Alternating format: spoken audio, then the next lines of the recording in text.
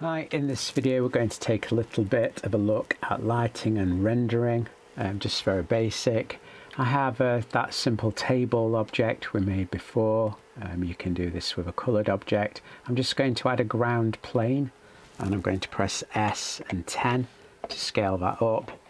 My table's sticking through the bottom, so I'm just going to raise it up a little bit, not all the way. I do want it still to be there.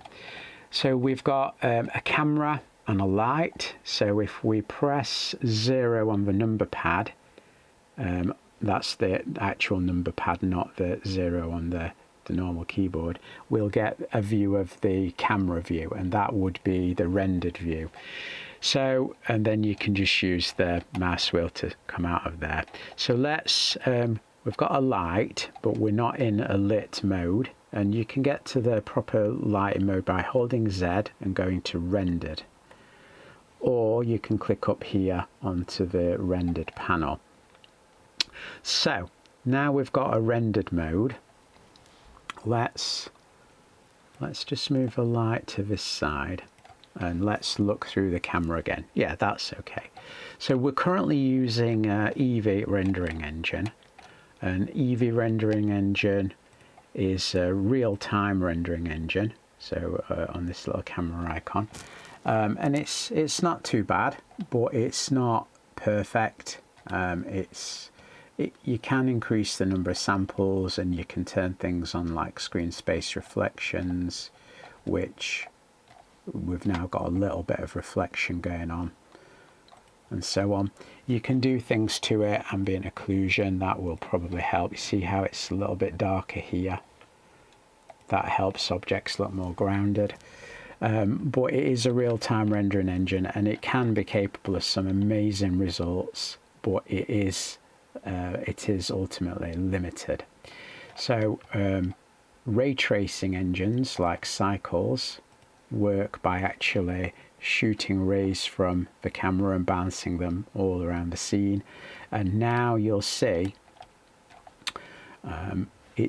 we've got it on 32 samples, which is not a lot, so it's just doing this for real-time purposes. You can see we've got proper bounce lighting illuminating the edges and surfaces properly now. So let's just go into camera mode with 0. And then let's actually press F12 to render that camera view. So this is going to largely depend on your computer. As you can see, mine's probably doing about 8 cores at once. That's because my computer's got 8 cores. So depending on the speed of your computer or graphics card, this will take varying amounts of time. If you've got a Threadripper, a really good one, it will have done by now. If your computer's 5 years old with a slower processor, it's going to take double the time. So you can see now we're getting a much better quality image than the viewport sample. My fan's going crazy. This is very CPU intensive.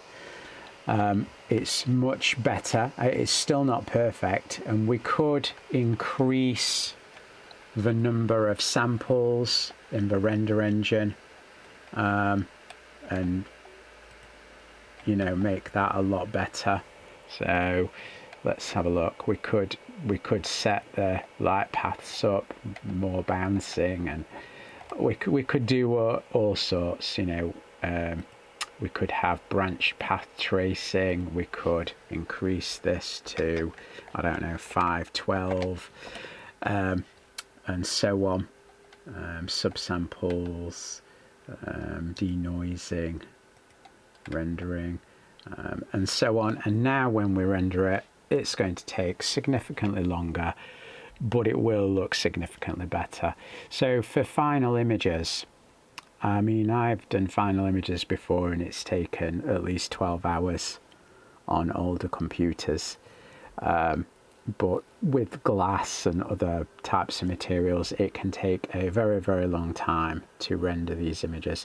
And we could increase the quality even more than this. But you're now getting into the realm of,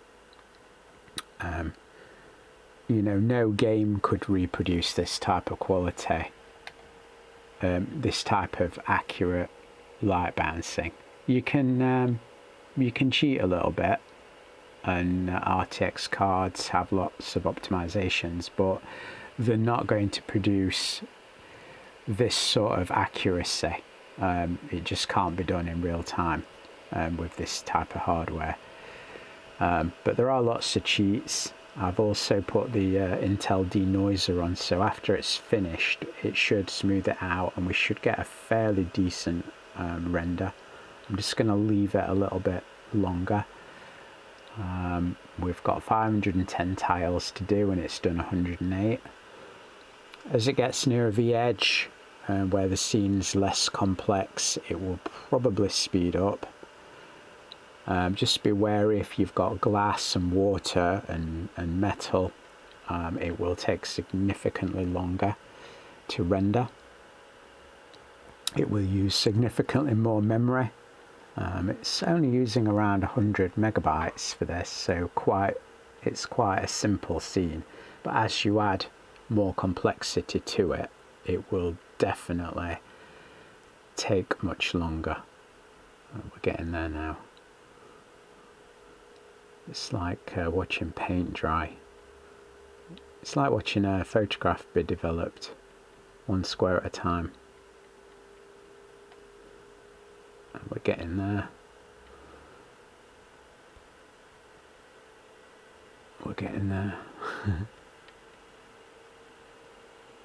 As you can see, you don't want to be rendering at this quality while you're testing your model out. You want to keep it quite low quality until you do your final render. And when you do your final render, you can go to town. I would just leave it going for an hour, go and do something else and come back and you'll have a decent image. So you don't want to skimp out on that, because even a very, very basic model can look quite good if it's lit and rendered properly. And we haven't even looked at doing some better lighting. I mean, the lighting I've used is just very simple, poor quality lighting. I'll show you how to do a proper lit scene. Let's just wait for this to finish. So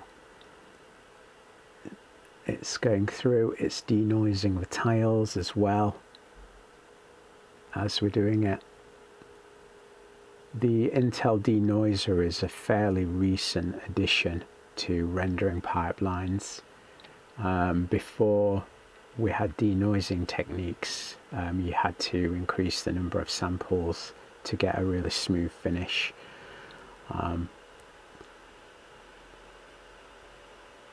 But now we have denoising. You get much smoother results with lower samples, which is less time. So imagine doing a video and it's got 10,000 frames to render. This is going to take a while, which is why you have render farms with 100 computers rendering at simultaneously. You can't really do it all on one machine. Okay, so we're done. That was worth waiting for. RTX on.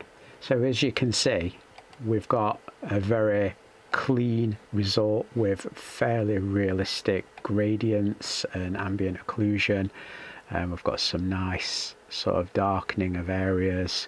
We've got a nice sort of light bouncing occurring from the floor on the underside of these legs.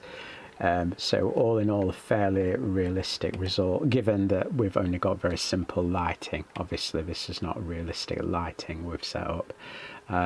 So that is looking at very, very basics of rendering. And I would just leave it on the viewport renderer and adjust things until you're happy with it. and we'll look at adjusting lighting in another video. Thank you.